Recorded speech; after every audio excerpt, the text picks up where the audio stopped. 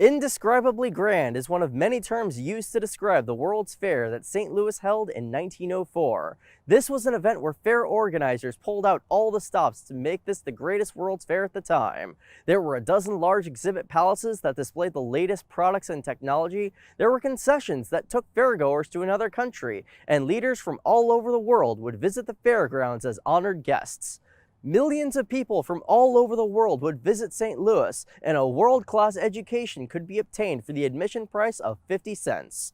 This is the story of the 1904 World's Fair.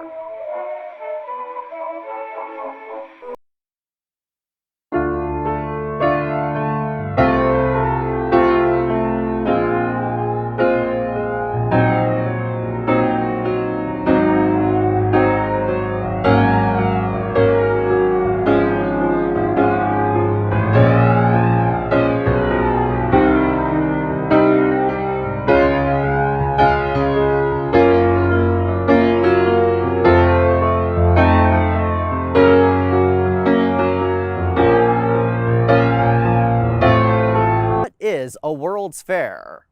A World's Fair is an exposition designed to bring together disparate exhibitions from countries, provinces, states, manufacturers to show the latest items that they want to promote about their location or company.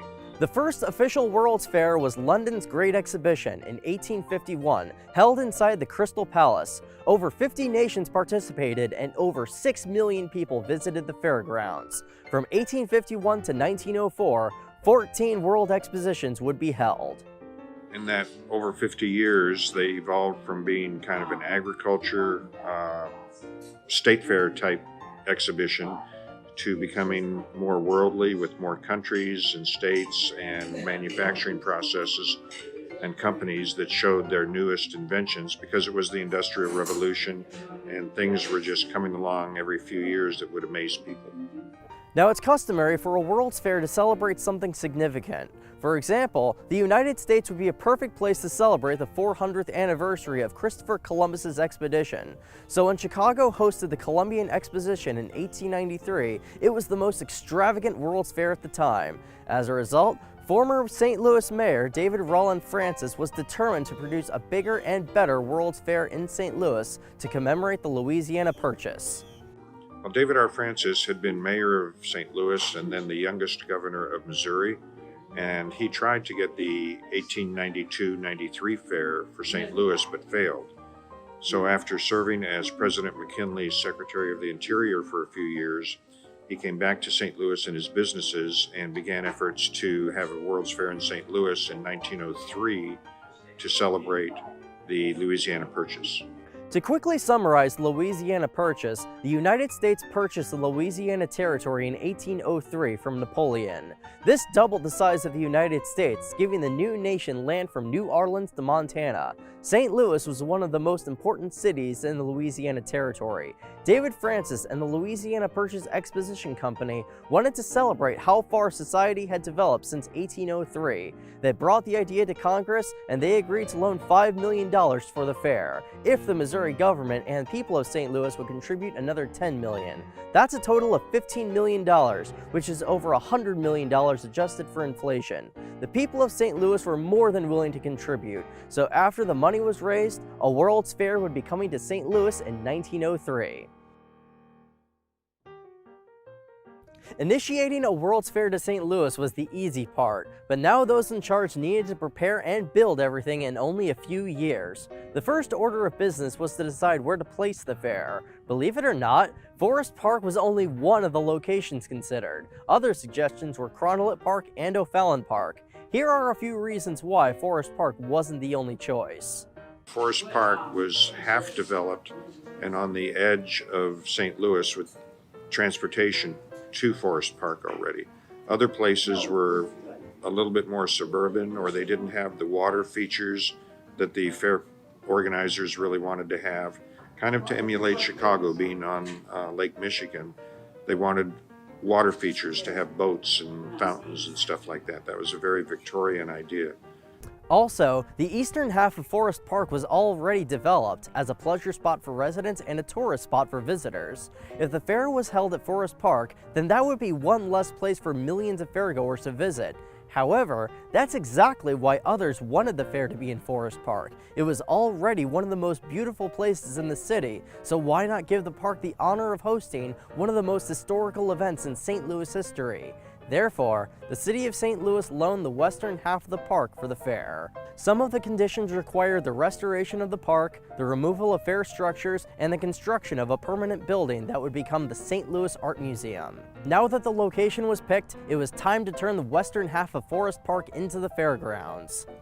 They had to then come up with the layout and the plans, remove hundreds of trees where they were going to build these enormous palaces, and resculpt the land, all with the equipment that was available in 1904. A difficult challenge. Unfortunately for the people of St. Louis, only then did they realize what it meant to transform Forest Park into the Louisiana Purchase Exposition. For over a year, half of Forest Park looked like a wasteland. Of course, it wouldn't look like this during the fair, and they tried to save as many trees as they could, but it was still heartbreaking to see such a natural park resculpted. Also, what would happen to Forest Park after the fair was over? Despite all this, the people of St. Louis did their best to hold their judgments.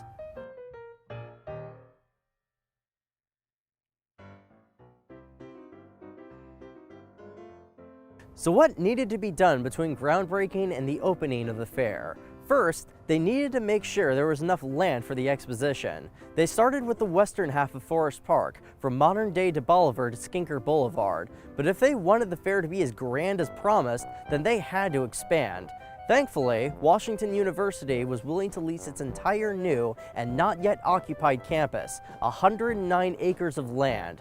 There were another 10 parcels of land available north and west of Forest Park, so the area of the exposition went from 657 acres to 1,272 acres.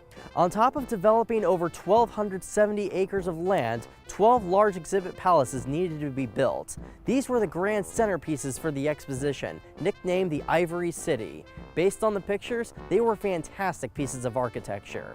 Almost 700 people were required to build the average palace, doing jobs such as carpentry, plasterwork, painting, and general labor work. The smallest of these palaces was the Palace of Forestry, Fish and Game at 4 acres, still larger than most buildings at the fair and the size of a large department store today. The largest was the Palace of Agriculture at 18.4 acres, almost 5 times as large as the Palace of Forestry. Most of the palaces were 9 to 15 acres in size. Here's a visualization for how much material was needed to build one typical palace. Suppose a freight train to consist of 40 cars. 18 of these trains were required to haul the lumber to St. Louis for the construction of a single exhibit building. The structured iron for that building called of 2 trains of 20 cars each, 3 trains of 100 cars of plaster, and 2 trains of 50 cars of sand entered into the construction of the palace. 18 carloads of roofing material, 10 cars loaded with glass, and 4 carloads of nails were the smaller items. David Francis. Last but definitely not least, the quality of the city water was terrible, and St. Louis Mayor Rolla Wells knew this. The great thing about holding a World's Fair is that it gave the city government a huge reason to fix the issue. The people of St. Louis may have been used to the poor water quality, but millions of visitors would be disgusted.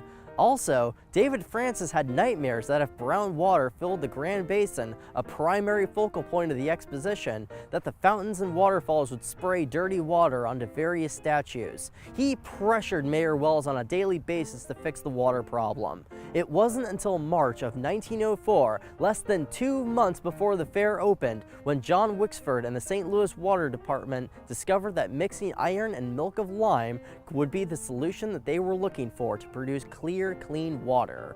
With all of these problems and ambitions, the Louisiana Purchase Exposition Company had to postpone the fair for a year, and these were only some of the reasons for the delay. Well, the fair was delayed from 1903 to 1904 for several reasons. Funding for the fair wasn't secured to really green light the construction effort until the summer of 1901, which only would have given them a year and a half to build enormous palaces to coordinate with all of the states and many dozens of foreign countries to build buildings. And the combination of getting all of that participation coordinated and built to a level that they desired just resulted in a delay from 1903 to 1904, and that was decided in the middle of 1902 after about a year's worth of efforts. They felt they could have completed most of the large buildings, but the number of exhibits wouldn't have been what it was, and the number of foreign countries and states would not have been what it ended up being. In 1902, opening day was delayed from April 30th, 1903 to April 30th, 1904. There was a 3-day ceremonial dedication of the exhibition buildings on the original opening date, and President Theodore Roosevelt was the guest of honor. Over 20,000 people attended the dedication in one of the palaces, but they would have to wait another year before the fair really opened.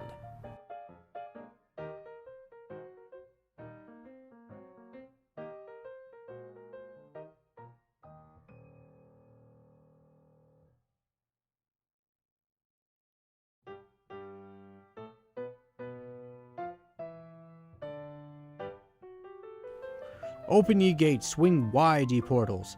Enter herein, ye sons of men. Learn the lesson here taught and gather from it inspiration for still greater achievements.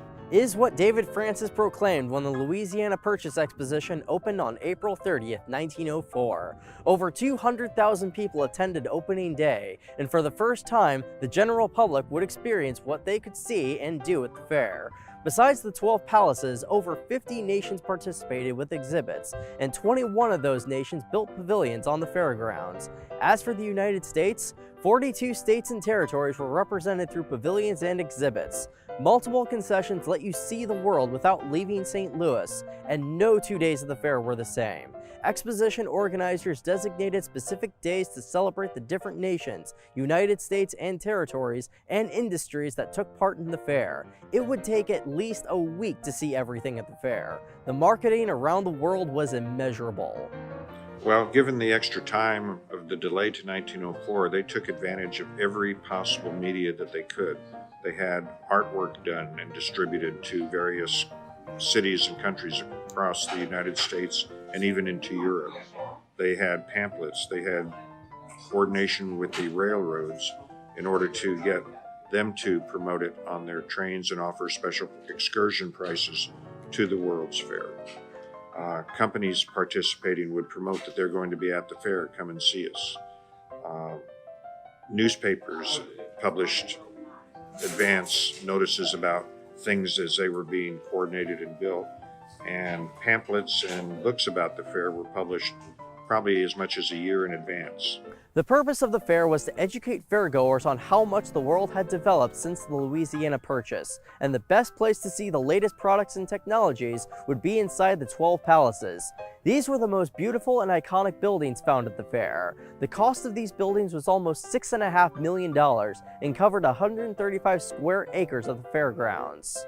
Well, they've kind of followed the lead in many ways and many other ways that they did for the Chicago World's Fair. They contracted with a lot of different companies, a lot of different architects, and while they kind of had a standard building height that they designed for all of the major palaces, the different companies were free to use their own architectural style as long as it kind of fit in with what was called the Beaux-Arts movement of the early 20th century. Most palaces were dedicated to only one industry, and all were free to enter. While most nations and states had their own pavilions and exhibits on the fairgrounds, the major palaces contained additional exhibits from the participating territories and businesses. Well, there was everything from the latest of enormous generators and hydroelectric pumps that would power the fair, coal-burning things to produce electricity. There were products from around the world. You could buy statues from Italy made out of marble by Italian sculptors. You could buy linens from Ireland, products from Japan. And not only buy these products, in many places you could also sample their food from countries around the world. There were so many things to learn when walking into these structures, so here's a small handful of interesting facts about all 12 of the major palaces. The largest of the palaces was the Palace of Agriculture, with over 18 acres of interior space. The Palace of Agriculture housed state pavilions, structures, and exhibits built entirely of grain, salt, and corn. Canada built a replica of the Library of Parliament in Ottawa from 3,000 different species of grain and native grasses. At the Palace of Education and Social Economy, fairgoers could observe a wide range of classes, from elementary education all the way to the college level. The German exhibit in this palace showcased the nation's advances in medical technology, such as treatments for diseases and early demonstrations of X-ray machines. The Palace of Fine Arts was the only permanent palace. Instead of wood and plaster, it was made from steel and stone and fireproof, per the agreement with the city of St. Louis. After all, nations from all over the world would be sending their finest works of art, so the architects had to make sure the palace was strong and fireproof. The Palace of Forestry, Fish and Game may have been the smallest palace, but there was still plenty to see. Hundreds of types of fish, large and small, were swimming in display tanks. Forestry products were displayed and animals from distant lands were shown. A wide array of fresh fruit was always available at the Palace of Horticulture. On October 4th, the exposition celebrated Apple Day, and every visitor to this palace was given a free apple. The monthly World's Fair Bulletin was published within the Palace of Liberal Arts. This gave fairgoers the opportunity to witness the high level of production from a large printing press. The Octuple Perfecting Printing Press would print and fold 96,000 8-page newspapers in 1 hour. The Palace of Manufacturers was considered the shopping center of the fair. Among luxurious fashions and jewelry, the Brown Shoe Company had a notable presence in this palace. 75 textile workers would produce 300 pairs of shoes a day, and all were available for purchase. The Palace of Mines and Metallurgy gave fairgoers an opportunity to see how valuable resources were collected. There was a lot to see inside the palace, but many people were also interested in the Gulch, found right outside the palace. For a small fee, fairgoers could visit a reproduction of a gold mine or a coal mine. The Palace of Transportation displayed nearly every form of transport at the time, from ox carts to the Mallet, the largest train in the world. Train engines and passenger cars dominated the exhibit on 4 miles of track. Also, France was the leading producer of automobiles at the time and dedicated the majority of their exhibit to this achievement. The Palace of Varied Industries featured everything from jewelry to Persian rugs to Norse manuscripts, detailing their discovery of America. The Rex Flinkate Roofing Company provided the roofing services for all the palaces at the fair. Therefore, they were given exhibit space within this palace to display their products. Thomas Edison set up his own exhibit at the Palace of Electricity, featuring every type of lamp he designed throughout his experiments. AT&T set up telephones throughout the palace that could call long distance, a significant luxury and technological advancement in 1904. The U.S. government building was not one of the official palaces, but it deserves an honorable mention because it showcased many items and processes from various government agencies.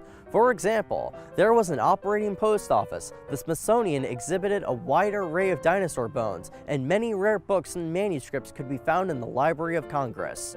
Finally, at the Palace of Machinery, General Electric displayed a 3,000 horsepower steam turbine that powered all the lighting throughout the fair. Thanks to this impressive innovation, the buildings throughout the fairgrounds were brightly illuminated at night, in a display that surpassed the World's Fairs in Chicago and Buffalo.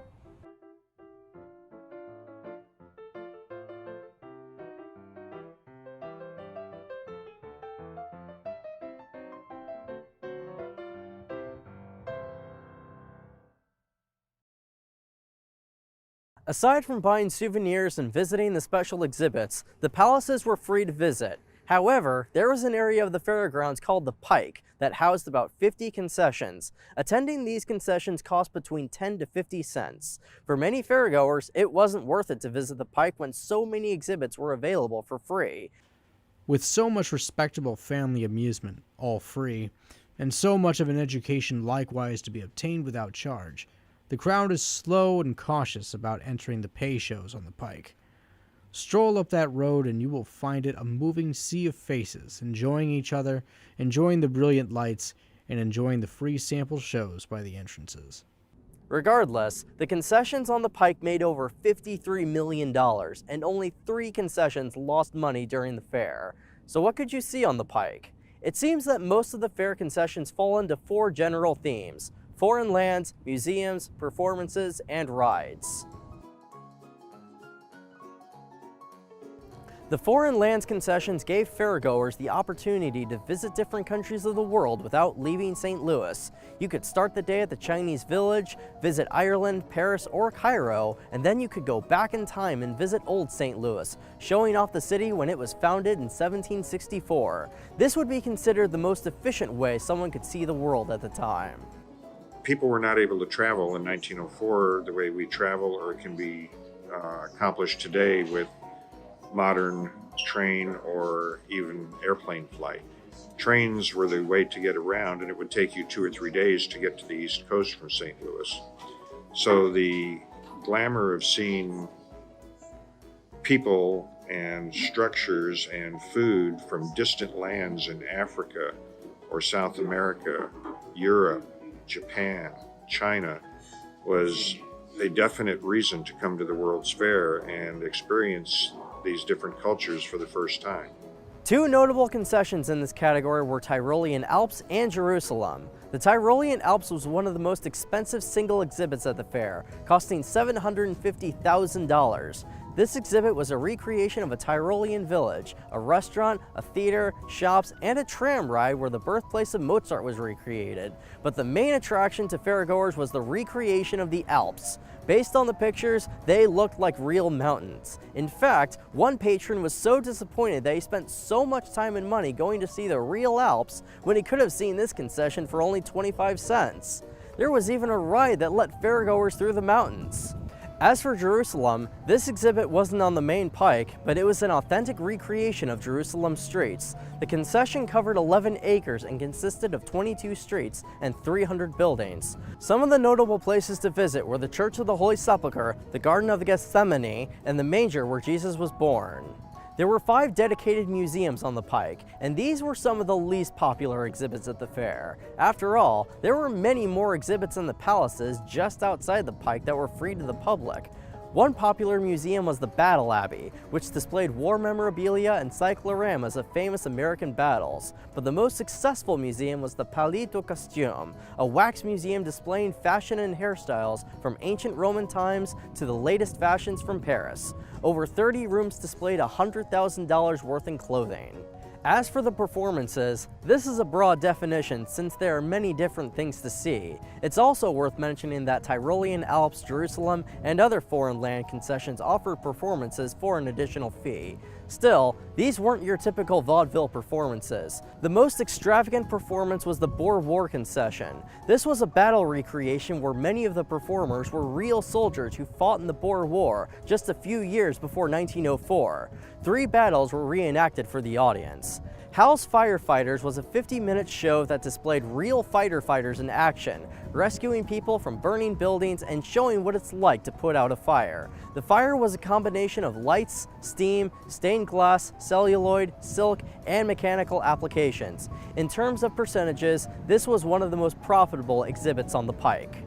Finally, there were the rides on the pike and all over the fairgrounds. Fairgoers could tour the park through miniature train rides, trolley cars, automobile rides, roller chairs, or they could ride a genuine Italian gondola on the Grand Basin in front of Festival Hall. But like most things at the fair, there were modern marvels to experience. One of these was the Scenic Railway, a roller coaster with 3 miles of track. This wasn't the debut of the roller coaster, but that didn't make this coaster any less thrilling. The construction costs were nearly $250,000, but at 10 cents a ride, the Scenic Railway made a $37,000 profit. Last, and certainly not least, one of the most iconic attractions at the fair was the Ferris wheel. This modern marvel made its debut in 1893 at the Columbian Exposition, was constructed at a cost of $380,000 and cost $150,000 to transport it from Chicago. For 50 cents, you could get a bird's eye view of the fair from over 260 feet high. Well, before they came to the World's Fair, most people living in cities of various sizes in this part of the country had never been in a building larger than maybe 2, 3, or 4 stories.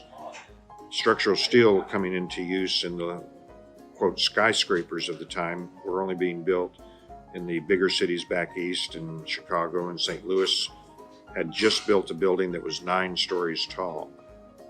When George Washington Gale Ferris invented the Ferris wheel, he wanted to compete with people going up in a balloon where you could get higher and look down on cities and things like that.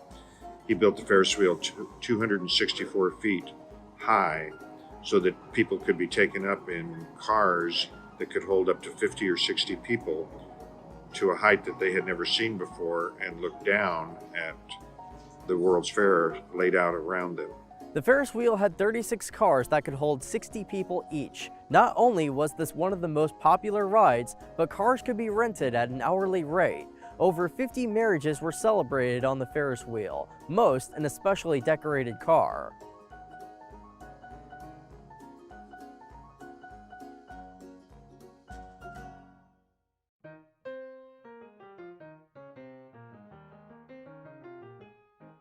Even though there was so much to see at the palaces and the Pike, there was so much more to see throughout the fairgrounds. About 50 nations and 42 states and territories were represented at the exposition, so they built pavilions throughout the fairgrounds. The only states not represented were Delaware and South Carolina and the territory of Hawaii. These pavilions were often meant to represent the territory's culture, or sometimes to replicate a notable building from the nation or state. A few examples include the Missouri Pavilion, the largest of the state buildings, China, which was the first time China was represented at a World's Fair, and most notable was the Philippine exhibit. Across 47 acres, dozens of buildings showed artifacts from the new Commonwealth of the United States. Over 1,500 native Filipinos lived on the fairgrounds, and a number of native villages were constructed to show the peoples of the Philippines. At a total cost of $2 million, this was the most expensive exhibit, but was likely the most popular. Also, the exposition had celebrations, sporting events, and concerts. No 2 days at the fair were the same. Almost every state, territory, nation, and industry celebrated their own special day at the fair. Well, the World's Fair wanted to have special days to just keep attracting people for different reasons. There was a machinery day, there was a transportation day, there was a German day, there was a Spain day, and each of these days typically would have a parade trying to be themed with the special exhibits that were in those buildings, the people from those buildings. For example, when Missouri had Missouri Day, the governor came and people and mayors from all over the state came to participate in the parade to see the Missouri building and the World's Fair in general. German Day was possibly the greatest among all the foreign days. Over 184,000 people attended the fair, the 4th largest single attendance during the exposition. German-born American Senator Carl Schurz, German-born St. Louis journalist Emil Preotrius, and German Ambassador Hermann Speck von Sternberg all spoke highly of the unbreakable bond between the United States and the German Empire.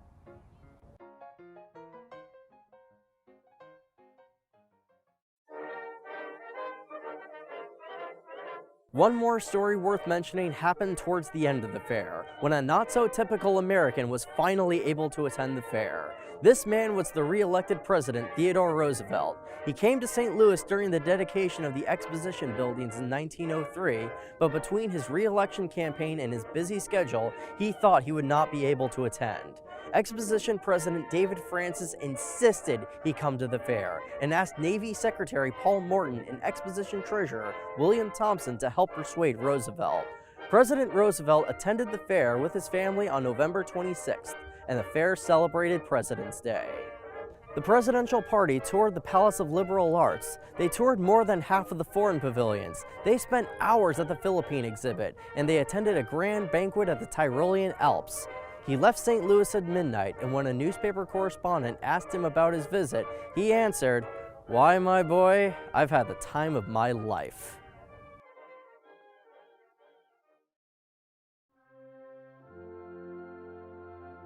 All good things must come to an end, and on December 1st, 1904, the fair celebrated David Francis Day, the final day of the Louisiana Purchase Exposition. Mayor Rollo Wells declared Francis Day to be a public holiday, urging businesses and offices to close in order to attend the fair. Over 203,000 people attended the final day. The closing ceremony was held at the Plaza St. Louis. David Francis and his colleagues were met with a long-standing ovation. During his farewell address, he compared his love of the fair to the love he had for his sons. Mrs. Francis and I have been blessed with 6 sons. If we were called to lose one of them tomorrow, the only consolation I could find would be the record he left behind him. So when we were all called upon to lose our great exposition, the only consolation left to us is the record it leaves behind it. Farewell, a long farewell to all thy splendor. He threw an electric switch and every light on the fairgrounds was turned off. Auld Lang Syne was sung by the crowd while fireworks were displayed.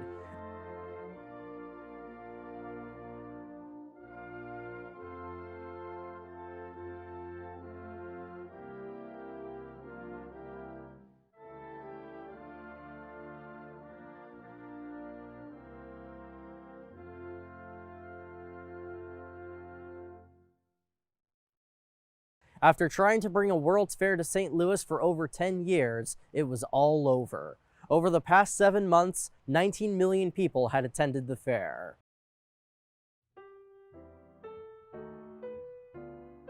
So what's the legacy of the 1904 Louisiana Purchase Exposition? Well, the World's Fair had a tremendous impact on St. Louis. It brought in a workforce of tens of thousands of people to construct the fair. Uncountable amount of supplies to build the enormous palaces and things like that. The infrastructure that got built, improving the trolley lines, etc., to bring all the people to the fair. And one of the things that was probably, I think, the most lasting legacy was that a newer process was invented early in 1904 and implemented to really purify and produce clean water for all of the water attractions, fountains, and canals that went around the World's Fair just before the fair opened, a matter of weeks.